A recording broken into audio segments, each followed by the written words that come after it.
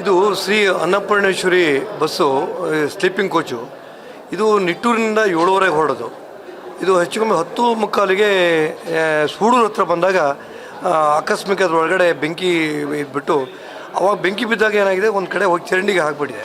But ಒಳಗಡೆ ಇದ್ದರಿಗೆ ಗೊತ್ತಾಗಿಲ್ಲ ಅನ್ನೋದು ನಮಗಿರೋ ಮಾಹಿತಿ ಈಗ ಇರ್ತಕ್ಕಂಥ. ಒಟ್ಟು 11 ಜನ ಬಂದಿದ್ದಾರೆ.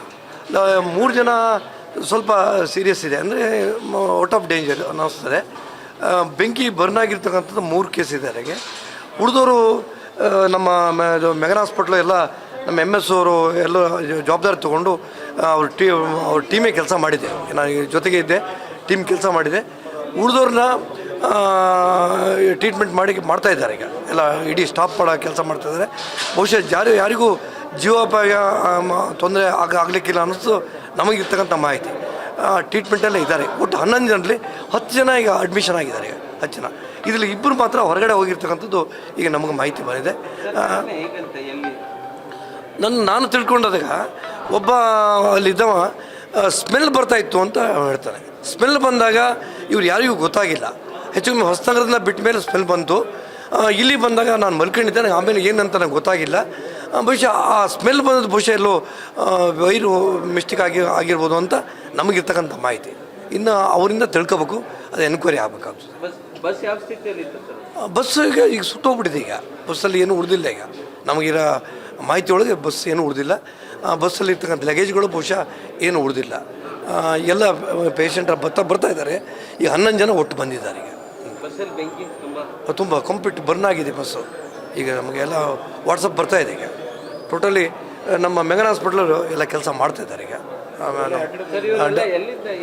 ನಿಟ್ಟೂರಿನಲ್ಲಿ ಎತ್ತಿದ್ದಾರೆ, ಹೊಸನಗರದಲ್ಲಿ ಎತ್ತಿದ್ದಾರೆ, ರಿಪ್ಪನ್ಪೇಟೆಯಲ್ಲಿ ಎತ್ತಿದ್ದಾರೆ, ಮಾವಿನಕಟ್ಟೆಯಲ್ಲಿ ಎತ್ತಿದ್ದಾರೆ.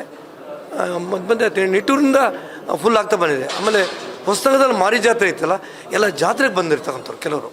ಆ ಜಾತ್ರೆ ನೋಡ್ಕೊಂಡು ವಾಪಸ್ ಹೊರಟು ಮಾಹಿತಿ. 33 ಸೀಟ್ ಇದೆ ನಾನು ತಿಳ್ಕೊಂಡೆ.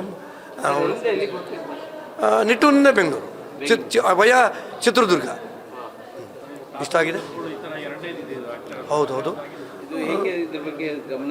ಇಲ್ಲ, ಹಿಂದೆ ಬಸ್ಸುಗಳ ಬಗ್ಗೆ ನಾವು ಭಾಳ ಜಾಗೃತಿ ವಹಿಸ್ಬೇಕು. ನಮ್ಮ RTOಗಳು ಇದ್ರ ಬಗ್ಗೆ ಬಸ್ಸನ್ನು ಯಾವ ಸ್ಟೇಜಲ್ಲಿದೆ ಅಂತ ನೋಡಿ ಬಸ್ಸನ್ನು ಬಿಡ್ತಕ್ಕಂಥ ಕೆಲಸ ಮಾಡಿದ್ರೆ ಮಾತ್ರ ಆಗ್ತದೆ.